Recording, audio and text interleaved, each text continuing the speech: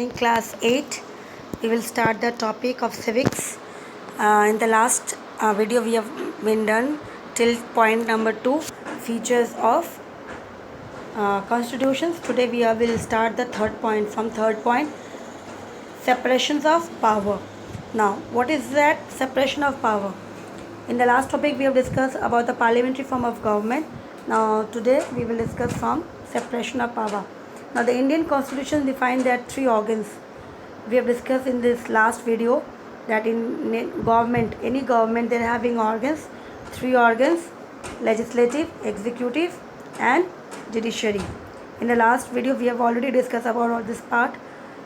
Now again we will go through it, that three organs are there, and these three organs, they are doing their responsibility differently, distinctly, without interrupting to anyone. किसी को disturb नहीं करके अपना duty जो है, अपने काम जो है वो कर रहे थ्री डिफरेंट ऑर्गन्स. तो इसी को वापस से डिटेल्स में देखेंगे कि लेजिस्लेचर क्या है. The elected representative of the people constitute the means हम जिसे वोट देते हैं, हम किसे वोट देते हैं? हम एमपी को वोट देते हैं, member of parliament, that is for Lok Sabha. ठीक है ना. तो इसी तरह से हमने इनको वोट दिया और इन्हें हमने जिताया, तो ये एमपी बन गए. तो इसी तरह से they make the part of legislature. तो ये कौन सा पार्ट है? और इसी तरह से दीज ऑर्गन्स, तो लेजिस्लेचर जो है इसी को कहा जाता है पार्लियामेंट्री. तो these organs of government is a Paramount importance, क्योंकि ये पार्लियामेंट बहुत ही इम्पॉर्टेंट है. कि क्या करता है? It controls and makes law for the country. एक रूल्स बनाता है, लॉ बनाता है, और किसे कंट्रोल, एक और किसी को कंट्रोल करता है. वो कंट्रोल किसे करता है? एग्जीक्यूटिव को. हमने लास्ट क्लास में पढ़ा था कि लेजिस्लेचर जो है रूल्स बना रहा है, पार्लियामेंट रूल्स बना रहा है. एग्जीक्यूटिव क्या उसके अंदर, जैसे मैंने कहा, तो रूलिंग पार्टी जो है वो रूल कर रही है, पावर उसके हाथ में है. अगर वो रूलिंग पार्टी गलत काम करती है तो उससे पूछेगा कौन? उसे पूछने के लिए है पार्लियामेंट. उसे कौन पूछेगा? पार्लियामेंट, मतलब हमारा लेजिस्लेटिव बॉडी. तो इसी तरह से यहाँ पे कहा जा रहा है कि पार्लियामेंट और किसे कंट्रोल करता है? एग्जीक्यूटिव को, ताकि वो अपनी मनमानी ना करे, रूलिंग पार्टी अपनी मनमानी ना करे, इसी तरह से. ठीक है. तो ये हमारा लेजिस्लेचर हो गया.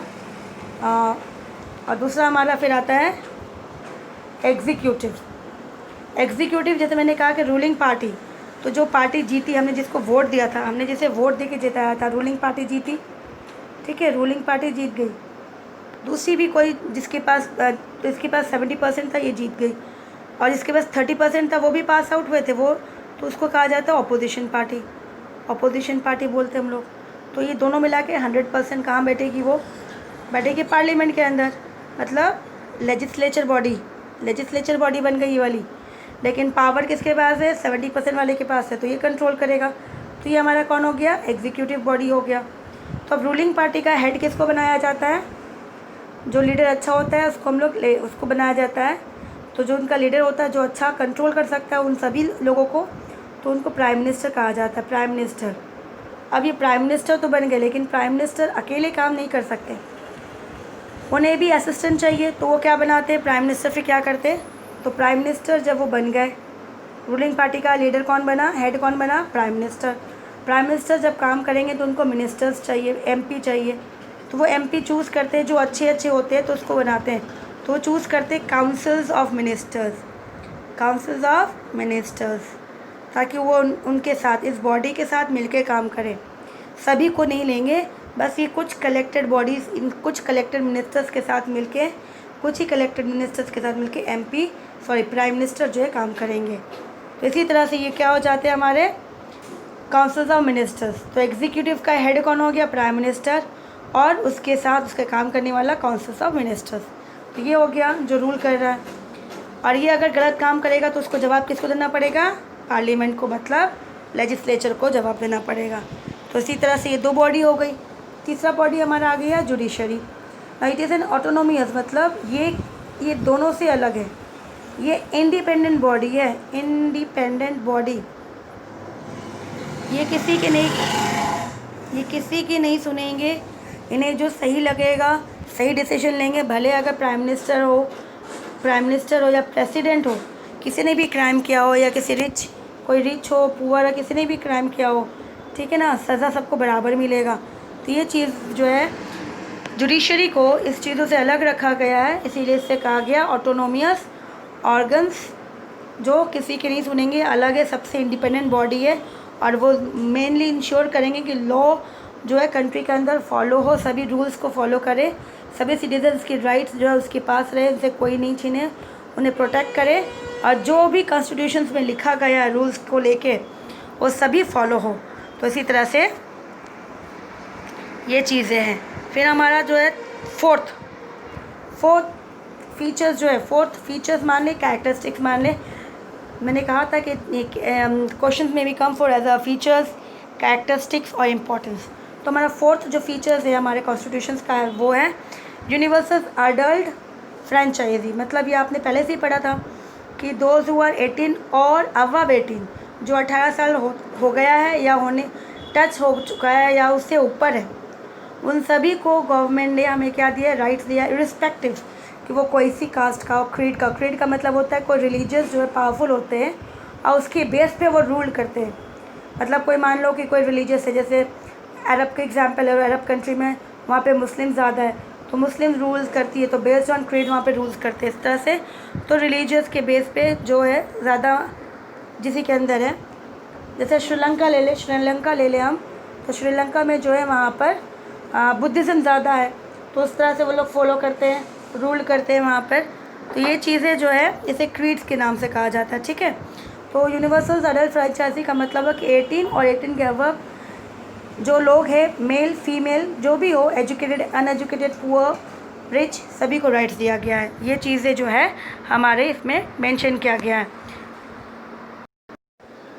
फिर हम आगे बढ़ते हैं, हमारा नेक्स्ट कौन सा है, फिफ्थ वाला है हमारा फंडामेंटल राइट्स। फंडामेंटल राइट्स तो ये हमारे गवर्नमेंट से मतलब जैसे सिंपल से इसको फंडामेंटल्स क्यों कहा जाता है, फंडामेंटल्स मतलब क्यों कहा गया, बेसिक नीड्स, बेसिक्स मान लो, इसको बेसिक नीड्स बोल दो ताकि आपको समझ में आ जाए। बेसिक नीड्स जैसे अगर हमें सर्वाइव जिंदा रहने के लिए हमें क्या चाहिए, वाटर चाहिए, है ना, एयर चाहिए और फूड्स थोड़ा चाहिए ताकि हम इजीली। तो इसी तरह से सोसाइटी में अगर आपको रहना है और आपके पास रूल्स नहीं, आपके पास कोई राइट्स नहीं, तो आप रह सकोगे, नहीं रह सकोगे। तो इसीलिए गवर्नमेंट ने हमें कुछ रूल्स को बेसिक बहुत जो ज़रूरी है उस चीज़ों को उन्होंने फंडामेंटल राइट्स के अंदर डाला है। इसके अलावा और भी राइट्स है लेकिन इसे फंडामेंटल राइट्स में डाला है ताकि ये जो है हमारा नीड्स है और ये हमें मिलना ही चाहिए इसके लिए, ठीक है। तो अब आगे बढ़ते हैं हमारे फंडामेंटल राइट्स के थ्रू। तो पहला हमारा फंडामेंटल राइट्स किसे बोलती है वो देख लेते हैं और कितना राइट्स है। तो among the most important features of the Indian constitution is the fundamental rights, जो सभी सिटीजन्स को प्रोवाइड करता है, भले वो irrespective of the caste, again कि भले वो कोई भी कास्ट का हो, क्रीड का हो, जेंडर हो, मेल हो फीमेल हो, ये 6 फंडामेंटल राइट्स सभी को मिलेगा, गारंटेड है। The all the citizen should have this rights, but with these right have certain limitations, legitimate restriction. Legitimate मतलब कुछ रूल्स जो रेगुलेशन गवर्नमेंट ने हमें दिया उसको फॉलो भी करना है, और which do not render them absolute, जो हमें उससे भूलना भी नहीं है। तो ये चीज़ें हैं क्योंकि हमेशा राइट्स के साथ साथ, जैसे अगर हमें पेरेंट्स हमें राइट्स देते हैं कि आप बेटा पढ़ाई कर लो, घूम लो सब कुछ, लेकिन हमें पता है कि हमारे लिमिट्स कितना है, हम रात में कितने बजे तक बाहर रह सकते हैं, हमें कितने बजे से पहले घर पे आना है। तो इसी तरह से गवर्नमेंट ने हमें दिया कि राइट्स तो है आपके पास, बट सम रेस्ट्रिक्शन भी है, और वो बहुत ज़रूरी है हमारे लिए, वो हमारे लिए ताकि हम सेफ़ रहें, ठीक है। तो इसी तरह से सबसे पहला हमारा जो है उसमें जाते हैं हमारे 6 फंडामेंटल राइट्स में से। फर्स्ट फंडामेंटल राइट्स है राइट टू इक्वलिटी, सबको राइट टू बिफोर लॉ। जो रूल्स एंड रेगुलेशंस है, जो रूल्स है, कानून है, उसमें it means all people equal before the law, सभी कानून के नज़र में बराबर है, किसी के साथ भेदभाव नहीं होगा, डिस्क्रिमिनेशन नहीं होगा, मतलब भेदभाव नहीं होगा, भले वो कोई भी रिलीजियस का हो, कास्ट का हो, रेस का हो, कुछ भी हो। Race means colour, black white. Third, all citizens have access to all public places, किसी को भी रोक नहीं है कि आप इधर इस प्लेस में नहीं जा सकते क्योंकि आप पुअर हो, ऐसा कुछ भी नहीं है, आप कहीं पर भी घूम सकते हो, कहीं पर भी जा सकते हो। फिर एक all citizen have equal access to employment, सभी को गवर्नमेंट ने एक्सेस किया, मतलब उसे राइट्स है कि वो नौकरी करे और अपनी मर्ज़ी के अकॉर्डिंग उसके पास जो भी एजुकेशन है, उसके पास जो भी क्वालिफ़िकेशंस है, उसकी क्वालिटीज़ के अकॉर्डिंग उस सभी को नौकरी मिले, भले वो पुअर क्यों ना हो। ठीक है, तो यहाँ पे एग्जाम्पल जो है आपको थोड़ा सा दिया राइट टू इक्वलिटी। तो just to understand what is the meaning of right to equality. अब हम मूव करते हैं राइट टू फ्रीडम। फ्रीडम का मतलब समझ में आता है आज़ादी। तो हमें गवर्नमेंट ने आज़ादी दी है किस बात पे? Freedom of speech and expressions. Freedom of speech and expression दिया गया सबसे पहले कि आप अपनी बात बोल सकते हो, उसे दूसरों के थ्रू दूसरों को बता सकते हो, एक्सप्रेस अपने विचारों को। फिर दूसरा है freedom to assemble peacefully and without arms. आप अगर कोई पार्टी फॉर्म कर रहे हो, पार्टी बना रहे हो, ठीक है, जैसे आपने देखा होगा पार्टी, कोई भी पार्टी होती है, वो जब मीटिंग करती है तो बहुत भीड़ हो जाती है, तो उसने कहा कि आप असेंबल हो सकते हो। असेंबल मतलब इकट्ठा होना, जैसे हम असेंबली के लिए असेंबल होते हैं, इकट्ठा होना। लेकिन भीड़ होगी, लेकिन भीड़ में याद रखना है कि वहाँ पे हथियार नहीं होना चाहिए, ये चीज़ों का ध्यान रखना है। फिर कहा गया freedom to form association and union. आप पार्टी या फिर कोई भी यूनियन बना सकते हो, आप फ्री हो, कहीं पर भी घूम सकते हो, इंडिया में कहीं पर भी किसी भी कोने में आप जा सकते हो। Freedom to decide in any part of the country, कहीं पर भी रह सकते हो, कोई भी स्टेट में जाके अपना रहने का चाहिए तो आप जा सकते हो। Freedom to practise any profession और ऑक्यूपेशंस, आप कोई भी जॉब, कोई भी नौकरी कर सकते हो। जैसे पहले ज़माने में होता था कि नाई का बेटा नाई बनेगा, धोबी का बेटा धोबी बनेगा, तो ये चीज़ें अब नहीं है।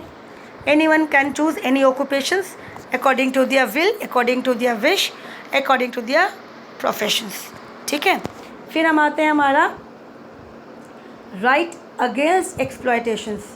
अब हमारा जो है नेक्स्ट राइट्स है राइट अगेंस्ट एक्सप्लॉयटेशंस। तो अब हमने दो राइट, ये फोर्थ हो गया, थर्ड, फोर्थ, फिफ्थ, सिक्स्थ, ये थर्ड हमारा हो गया। तो राइट अगेंस्ट एक्सप्लॉयटेशन, एक्सप्लॉयटेशन का मतलब दुरुपयोग करना। तो हमें किसी का उपयोग नहीं करना चाहिए कि वो गरीब है उसको हम लोग यूज़ कर रहे हैं, गलत है, क्योंकि वो भी इंसान है, उसकी भी राइट्स है। गवर्नमेंट ने सबको राइट्स बराबर दिया है, तो हमें इसलिए कहा गया हमें अगर कोई एक्सप्लॉइट किसी का उपयोग कर रहा है तो उसको हमें रोकना चाहिए, उसे ख़त्म करना चाहिए। जैसे बेगार, बंधवा मजदूर, बॉन्डेड लेबर, किसी ने जैसे मान लो कि किसी ने कर्ज़ लिया और उसमें उसने लिख दिया कि अगर मैं कर्ज़ नहीं चुका सकता तो मैं ज़िंदगी भर आपका जो है ग़ुलाम बन के रहूँगा। तो इसी तरह से वो एक ने साइन कर दिया, एक बाउंड लिख दी, मतलब एक पेपर में उसने साइन कर दी मान लो, ठीक है। अब उस पेपर के अकॉर्डिंग वो अब बंद गया। तो इसी तरह से ये चीज़ें गवर्नमेंट ने मना किया है कि ये चीज़ें ना करें, इसे ख़त्म करें। लेकिन फिर भी आज भी ये चीज़ें होती है, कहीं ना कहीं इंडिया में भी होती है। दूसरा है इट प्रिवेंट चाइल्ड लेबर, हमें जो छोटे बच्चे होते हैं उनसे काम नहीं करवाना चाहिए। अंडर चाइल्ड वर्किंग अंडर 14 के अंडर, जो 14 साल से नीचे होते हैं उनसे हमें काम नहीं करवाना चाहिए, क्योंकि उनका बचपन जो है वो पढ़ने के लिए, खेलने के लिए हम उसे यूज़ ना करें, इसके लिए। फिर third, prevent traffic in human beings. Traffic मतलब ये पे जो है ट्रैफिक होती है वो ट्रैफिक नहीं, इसे टैरिफ भी बोलते हैं, ठीक है ना, इसे टैरिफ भी बोलते हैं। मतलब कि जैसे हम सामान खरीदने जाते हैं, वेजिटेबल्स ले लिया मान ले, ठीक है, तो मार्केट्स जाते हैं, मार्केट में हमने मार्केट्स में क्या किया, वेजिटेबल्स लिए, फिर हम लोग बार्गेनिंग करते हैं ना, भैया कितने का, ऐसे कम कर दो। तो इसी तरह से बेटा ये एक मार्केट है जहाँ पे इंसानों को बेचा जाता है, तो उस रैकेट को, उस सिस्टम को कहा जाता है ट्रैफिक इन ह्यूमन बींग्स। तो सोचो मेनली जो है फीमेल का होता है, फीमेल्स मेनली, किसे, फीमेल्स। मोस्टली आपने न्यूज़ सुना होगा कि बहुत सारे बच्चे अगवा हो जाते, किडनैप हो जाते, कहाँ चले जाते हैं, they have been turn into this human traffic, उसे कहीं ना कहीं जाके कहीं दूसरे देशों में बेच दिया जाता है। तो ये चीज़ें जो है इलीगल है, इसीलिए कहा कि हमें इसके खिलाफ़ आवाज़ उठाना है, इसे रोकना है। फिर आता है हमारा fourth, right to freedom of religious, कि हर कोई भी लोग हो, हर रिलीजियस, जितने भी हमारे रिलीजन्स हैं, हम उसमें से कोई भी चूज़ कर सकते हैं, किसी को भी प्रैक्टिस फॉलो कर सकते हैं। हमारी गवर्नमेंट इसमें मना नहीं करती, और ना ही हमारी गवर्नमेंट किसी भी रिलीजियस को इम्पोर्टेंस देती है, सभी रिलीजियस उनके लिए बराबर है। फिर हमारा फिफ्थ है cultural and educational right. Cultural and educational rights में क्या आता है कि हर रिलीजियस अपने अपने कल्चर्स को, अपने एजुकेशन को आगे बढ़ाना चाहे वो बढ़ा सके। और एजुकेशनल में आ गया हमारा कि अब हमारे गवर्नमेंट्स ने टिल 14 ईयर्स जो है 7 to 14 ईयर्स जो है बच्चे फ्री, 6 to 14 ईयर्स के जो बच्चे हैं से कंपलसरी है गवर्नमेंट इसे फ्री एजुकेशन देते हैं। इन्हें कपड़े, फिर बुक्स, इवन फूडिंग, ये सभी दिया जाता है। इट्स मीन्स कि now they are been compulsory have to take education. तो यहाँ पे इनके लिए एजुकेशन सिस्टम बना दिया गया है ताकि ये बच्चे एजुकेट हो जाए, कोई भी अनपढ़ ना रहे। तो इसी तरह से राइट टू एजुकेशनल राइट्स को इंक्लूड किया गया है। फिर लास्ट हमारा है राइट टू कॉन्स्टिट्यूशनल रेमेडीज़। अभी हमने जो 5 राइट्स पढ़े, ये सभी राइट्स जो हैं सब ऐसे ही रह जाएंगे अगर ये चीज़ें नहीं होंगी। जैसे मान लो आप बीमार पड़ गए, आपके पास मेडिसिन नहीं है, कोई भी मेडिसिन नहीं है, तो आप अच्छे नहीं हो पाओगे। तो इसी तरह से ये चीज़ें जो हमारे पास, हमने जो 5 राइट्स पढ़े अभी, वो सब ऐसे ही हो जाएंगे, क्वेश्चन मार्क हो जाएगा अगर हमारे पास ये राइट्स नहीं रहेगा। तो मतलब अगर हम बीमार पड़ते, हमारी कोई प्रॉब्लम होती है, कोई प्रॉब्लम्स होती है, तो उस प्रॉब्लम का सॉल्यूशन कहाँ है हमारा, ये वाले राइट्स। तो इससे रेमेडीज़ मीन्स उसकी सॉल्यूशन। तो इसका मतलब अगर हमसे कोई हमारा राइट्स छीन लेता है तो हम कहाँ जाएंगे, with the help of these rights हम कोर्ट जाएंगे, हमारे राइट्स हम वापस लेंगे।